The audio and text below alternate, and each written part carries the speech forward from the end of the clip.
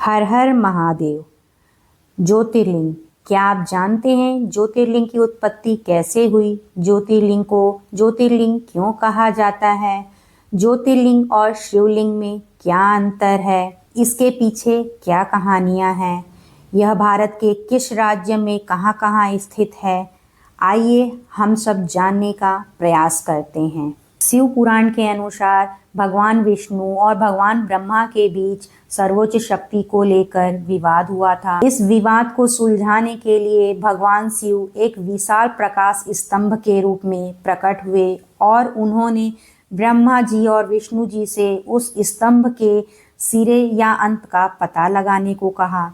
जब ब्रह्मा और विष्णु दोनों ही स्तंभ के सिरे को खोजने में असफल रहे तो शिव जी ने ब्रह्मा जी को श्राप दिया कि कोई भी उनकी पूजा नहीं करेगा। यह प्रकाश स्तंभ जिस स्थान पर गिरा वहीं 12 ज्योतिर्लिंग स्थापित हुआ जो शिव जी के विभिन्न स्वरूपों को दर्शाते हैं। ज्योतिर्लिंग शब्द का अर्थ प्रकाश का प्रतीक, ज्योति यानी प्रकाश और लिंग यानी प्रतीक। ज्योतिर्लिंग का मतलब क्या होता है? दरअसल ज्योतिर्लिंग स्वयंभू होते हैं, यानी जो खुद से प्रकट हो। ज्योतिर्लिंग भी खुद से ही प्रकट हुआ है।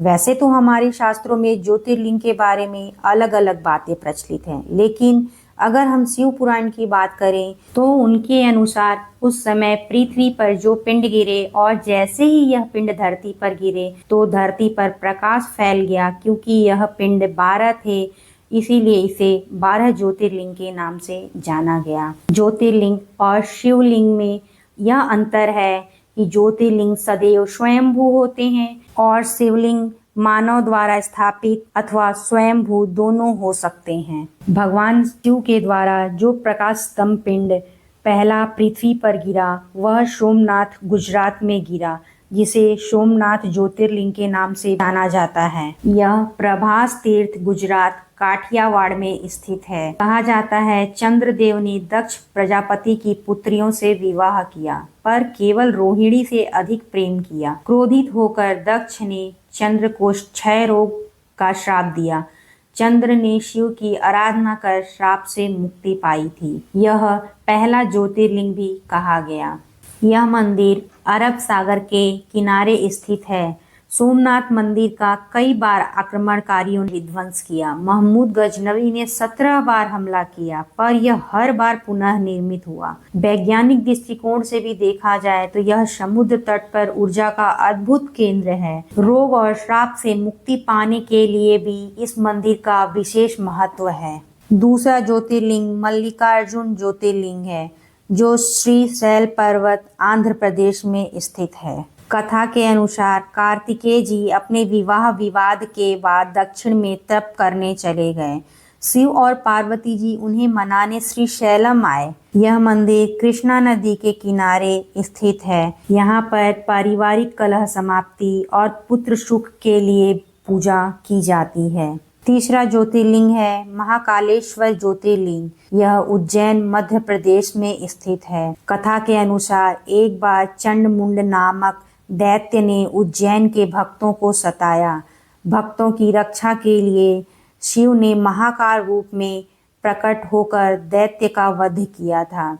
यह एकमात्र दक्षिणमुखी ज्योतिर्लिंग है। मृत्यु पर विजय और अकाल मृत्यु से रक्षा के लिए यह मंदिर प्रसिद्ध है। महाकाल की भस्म आरती विश्व की प्रसिद्ध आरती है। चौथा ज्योतिर्लिंग है ओमकारेश्वर ज्योतिर्लिंग। यह नर्मदा नदी मध्य प्रदेश में स्थित है। कथा के अनुसार राजा मदांता ने यहाँ तप किया। शिव जी प्रसन्न होकर ओमकार रूप में प्रकट हुए थे। यह नर्मदा नदी के बने द्वीप पर स्थित है जिसका आकार ओम जैसा है। इसका महत्व आध्यात्मिक उन्नति और साधना के लिए श्रेष्ठ है। पांचवा ज्योतिर्लिंग है बैद्यनाथ ज्योतिर्लिंग। यह देवघर झारखंड में स्थित है। कथा के अनुसार रावण ने शिव को प्रसन्न कर लंका ले जाने का प्रयास किया था। शिव जी यहाँ वैद्य के रूप में स्थित हैं। इस ज्योतिर्लिंग का विशेष महत्व रोग निवारण के लिए प्रसिद्ध है। छठा ज्योतिर्लिंग भीमाशंकर ज्योतिर्लिंग है जो पुणे महाराष्ट्र में स्थित है। कथा के अनुसार भीम नामक राक्षस को मारने के बाद शिव जी ने यहाँ वास किया था। इसकी विशेषता यह है कि यहाँ से भीमा नदी का उद्गम हुआ है। 7वां ज्योतिर्लिंग है रामेश्वर ज्योतिर्लिंग। यह तमिलनाडु में स्थित है। राम जी ने लंका युद्ध से पहले शिवलिंग की स्थापना की थी। इसकी विशेषता यह है कि यह 4 धामों में से एक धाम है। यहाँ गंगा, यमुना और सरयू जल से अभिषेक करना विशेष फलदायक माना जाता है। 8वां ज्योतिर्लिंग है नागेश्वर ज्योतिर्लिंग, जो कि द्वारका गुजरात में स्थित है। इसकी विशेषता यह है कि यह समुद्र किनारे स्थित यह मंदिर अद्भुत शक्ति का केंद्र है। नागों और विष से रक्षा के लिए इसकी पूजा की जाती है। 9वां ज्योतिर्लिंग है काशी विश्वनाथ ज्योतिर्लिंग। यह वाराणसी उत्तर प्रदेश में स्थित है।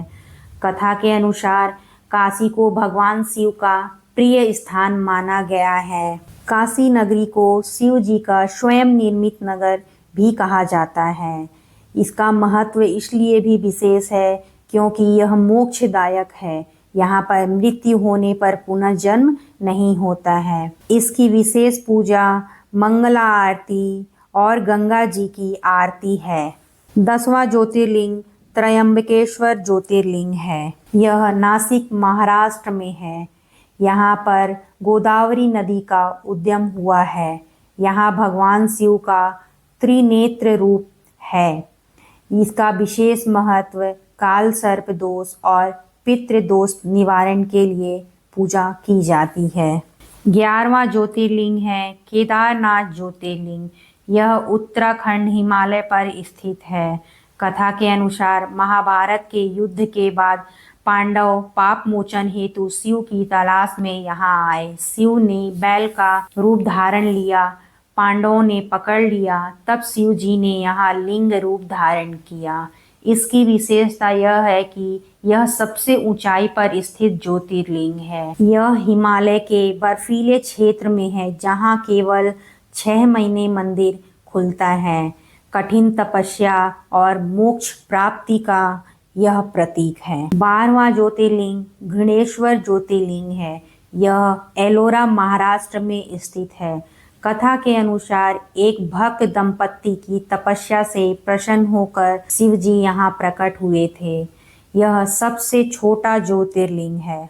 सभी ज्योतिर्लिंग का धार्मिक रूप में विशेष महत्व है। 12 ज्योतिर्लिंग के दर्शन और पूजन से मोक्ष की प्राप्ति होती है। यह शिव पुराण, लिंग पुराण, स्कंद पुराण में वर्णित है।